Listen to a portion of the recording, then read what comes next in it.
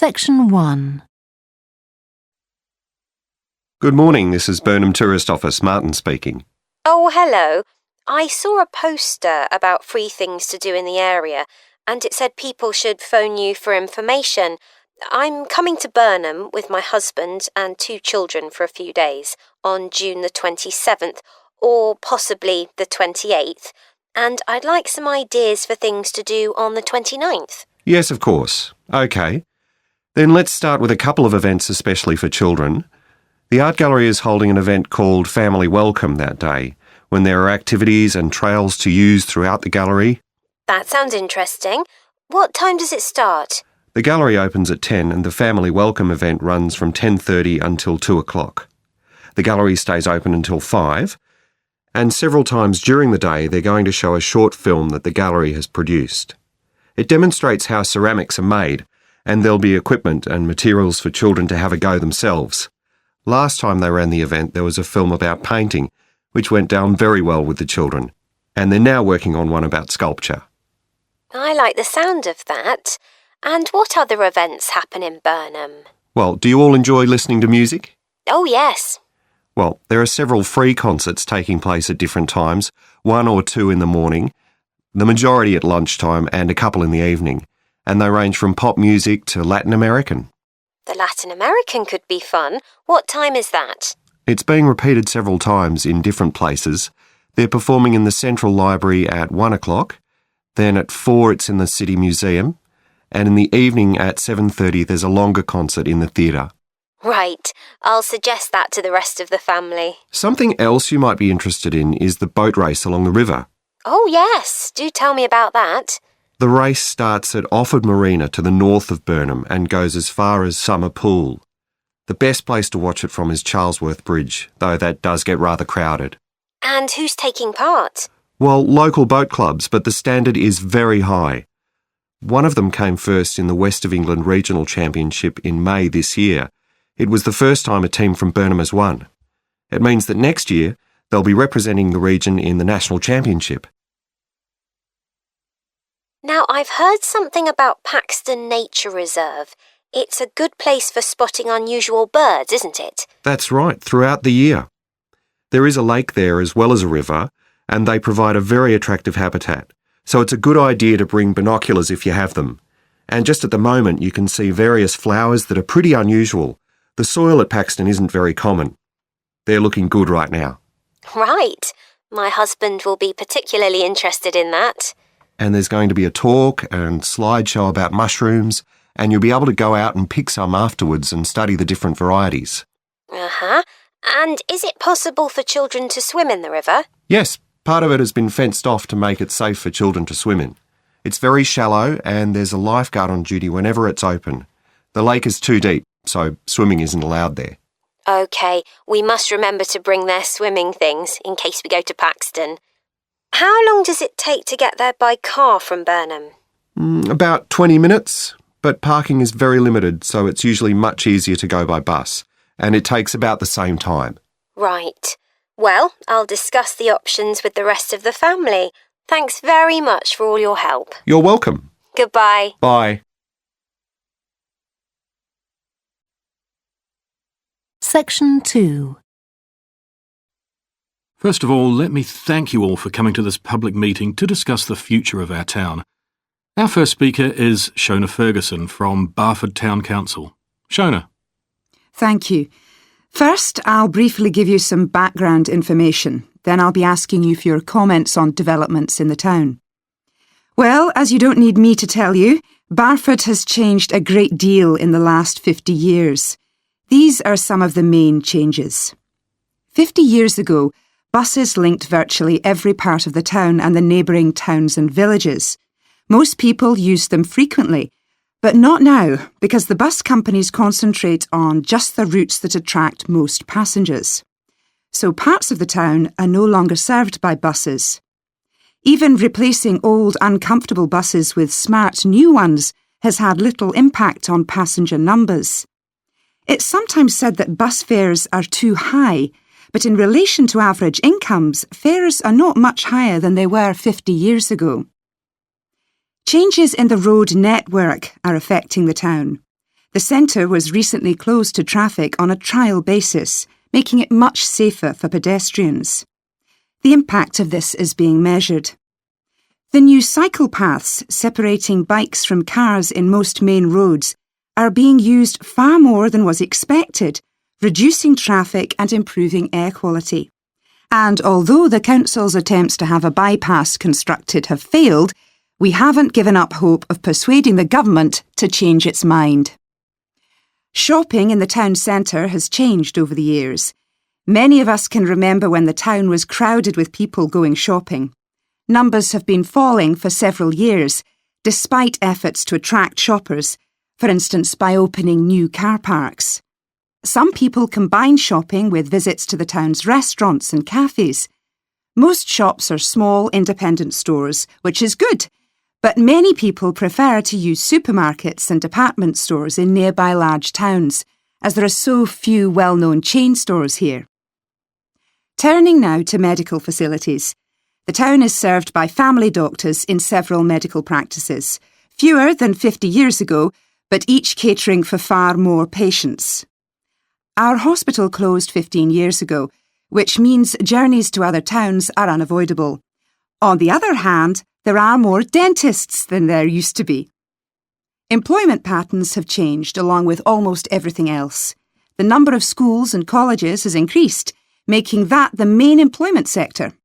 Services such as website design and accountancy have grown in importance, and surprisingly perhaps, manufacturing hasn't seen the decline that has affected it in other parts of the country. Now I'll very quickly outline current plans for some of the town's facilities, before asking for your comments.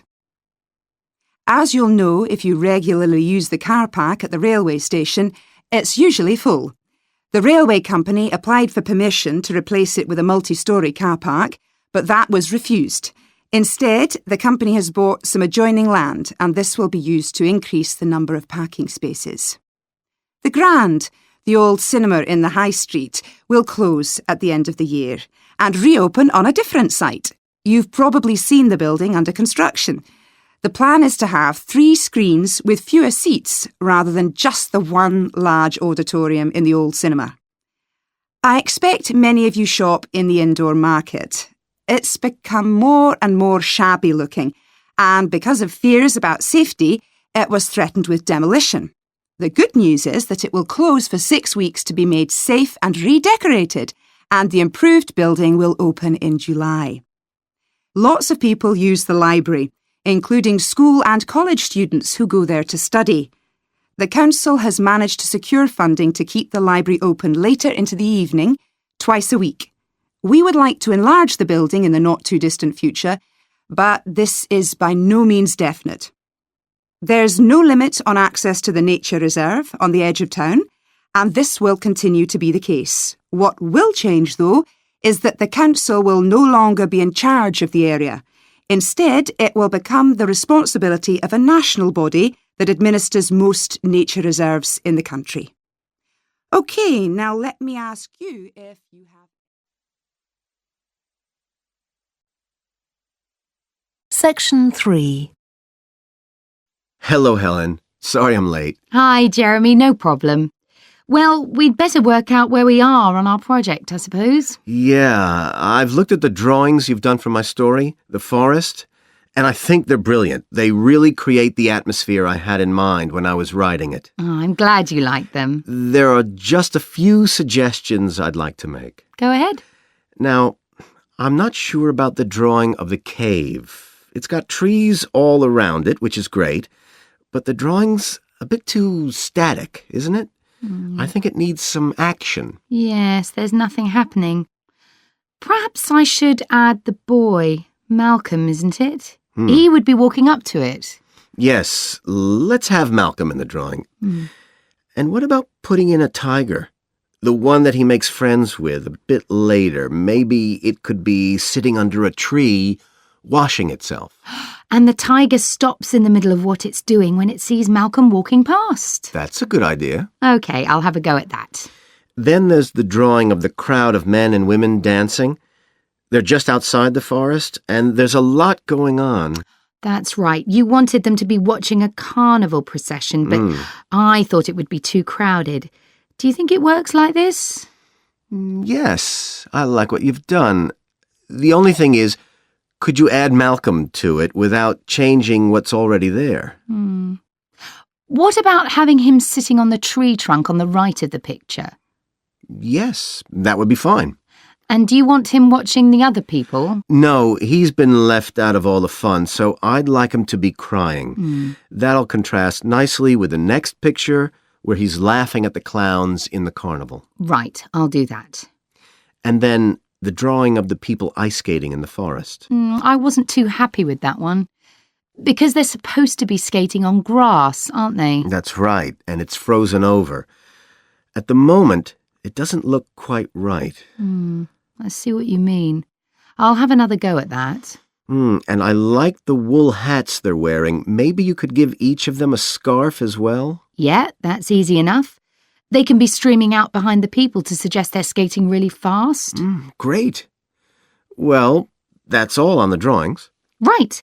So you finish writing your story and I just need to finish illustrating it, and my story and your drawings are done.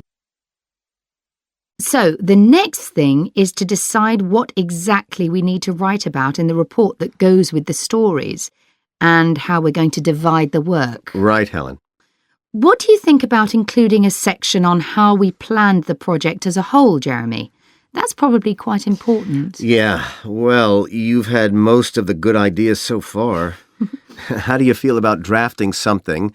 Then we can go through it together and discuss it. OK, that seems reasonable. And I could include something on how we came up with the ideas for our two stories, couldn't I? Well, I've started writing something about that, so why don't you do the same and we can include the two things? Right. So what about our interpretation of the stories? Do we need to write about what we think they show, like the value of helping other people, all that sort of thing? That's going to come up later, isn't it? I think everyone in the class is going to read each other's stories and come up with their own interpretations, which we're going to discuss. Oh, I missed that. So it isn't going to be part of the report at all? No. But we need to write about the illustrations because they're an essential element of children's experience of reading the stories. It's probably easiest for you to write that section, as you know more about drawing than I do. Maybe, but I find it quite hard to write about. I'd be happier if you did it. Okay. So when do you think we can get this ready? Section 4.